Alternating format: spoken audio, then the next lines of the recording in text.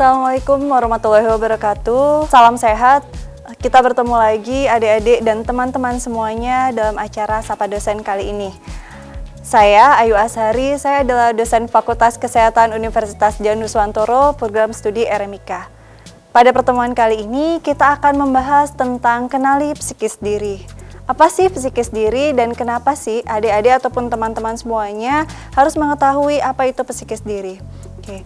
Psikis diri ini perlu kita ketahui supaya kita bisa mengetahui apa sih sebenarnya ataupun bagaimana diri kita bisa menyikapi masalah yang ada pada diri kita sendiri.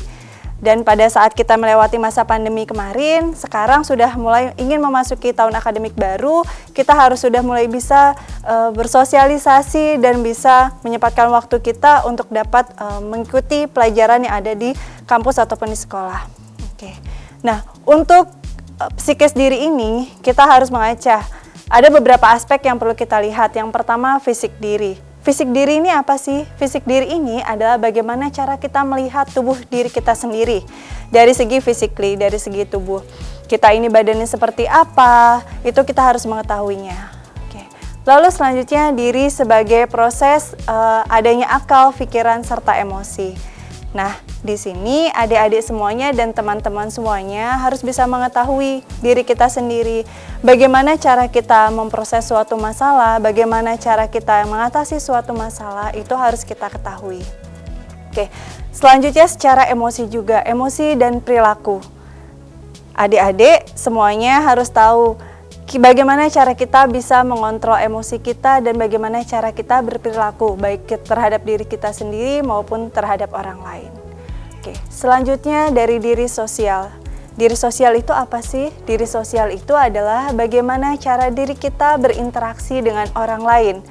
Seperti yang kita ketahui, manusia itu tidak dapat hidup sendiri. Kita harus bisa bersosialisasi dengan orang lain. Nah, di sini kita harus bisa mengetahui bagaimana cara kita bisa bersosialisasi dan bisa berinteraksi dengan orang lain. Oke. Lalu selanjutnya ada konsep diri. Konsep diri ini juga penting bagi diri kita untuk mengetahui semua persepsi kita terhadap aspek diri yang meliputi aspek fisik, aspek sosial, serta aspek psikologis. Yang tentunya ini didasarkan pada pengalaman serta interaksi kita dengan orang lain. Oke. Lalu untuk konsep diri ini bisa dibentuk dari dua hal. Yang pertama, adanya citra diri atau yang kita sebut dengan self-image. Dan yang kedua, ada yang kita sebut dengan penghargaan diri atau mungkin kita sering dengar istilah self-esteem. Nah, untuk istilah ini, yang pertama adanya citra diri. Citra diri ini adalah self-image yang kita bentuk pada diri kita sendiri. Ya, jadi ingat, kalau misalkan untuk self-image ini adalah hal ataupun sesuatu yang dibentuk oleh diri kita sendiri terkait dengan diri kita. Bagaimana cara kita menggambarkan diri kita, bagaimana cara kita mengetahui apa yang terbaik buat kita, apa kelebihan serta kekurangan kita. Nah, di citra diri ini sangat dibutuhkan citra diri yang positif supaya adik-adik dan teman-teman semuanya bisa menganggap diri kalian itu adalah hal yang baik dan menganggap diri kalian itu berguna buat yang lainnya. Oke. Lalu selanjutnya ada yang disebut dengan self-esteem. Self-esteem ini dibentuk apabila memang kalian sudah bisa menemukan ataupun kalian bisa menentukan self-image yang baik buat kalian. Jadi kalau misalkan kalian memiliki citra diri ataupun self-image yang positif, maka otomatis rasa percaya diri kalian itu akan meningkat, self-esteem kalian itu akan meningkat. Tetapi justru sebaliknya, kalau misalkan kalian memiliki citra diri yang negatif, maka otomatis rasa percaya diri kalian itu akan berkurang. Oke.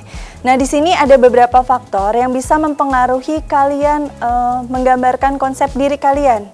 Yang pertama adanya self-appraisal, yaitu bagaimana kalian itu menganggap diri kalian itu sebagai objek.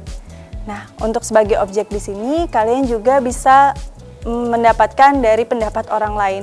Bagaimana orang lain itu menganggap diri kalian ataupun menilai diri kalian. Lalu selanjutnya ada reaction and response of others. Jadi di sini tadi yang saya bilang, kalian harus bisa berinteraksi ataupun bersosialisasi dengan orang lain. Nah, di sini bagaimana reaksi orang lain menyikapi diri kalian pada saat kalian melakukan interaksi ataupun melakukan sosialisasi terhadap orang lain. Lalu selanjutnya ada yang disebut roles you play and role taking. Jadi di sini bagaimana cara kalian berinteraksi dengan yang lain dan kalian itu memperagakan bagaimana kalian menganggap diri kalian kepada orang itu. Jadi untuk role taking di sini, ini diharapkan pada saat kalian melakukan interaksi kepada orang lain, kalian bisa mengikuti arus yang ada pada interaksi tersebut. Contohnya, misalkan kalian melihat teman kalian sedang bersedih, maka otomatis kalian harus memiliki rasa empati yang lebih terhadap teman kalian. Lalu selanjutnya ada reference group. Nah, reference group di sini ini juga merupakan salah satu faktor yang bisa mempengaruhi kalian untuk membentuk konsep diri kalian.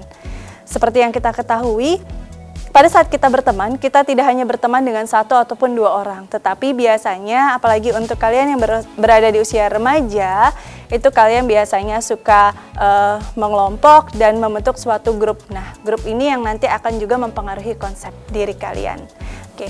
Nah, bagaimana kita mengatur konsep diri kita dan bagaimana kita bisa membaca konsep diri kita akan lanjut ke sesi berikutnya. Kita akan kembali sebentar lagi.